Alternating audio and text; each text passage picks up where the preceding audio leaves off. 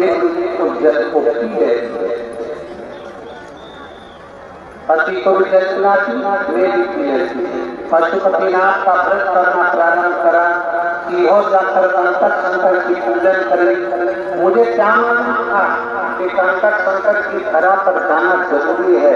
मैं वहां पहुंची, प्रणाम करा, कंकट शंकर की बलि को नमन करा, गोली प्रसाद का प्रणाम कर आई और बाबा की ऐसी कृपा हुई कि बाबा की कृपा से 3/12/2023 को मेरे घर में संतान में जन्म बाबा की कृपा से हो गया।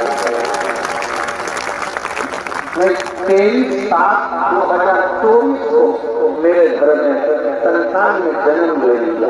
मैं बाबा को यहाँ प्रणाम करने के लिए आई हूँ कि 23/7/2024 को मुझे संतान की प्राप्ति हो गई।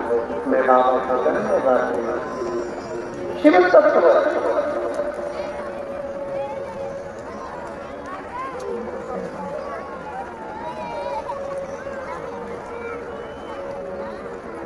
लाइन अच्छी लगती है, आप स्मरण करें।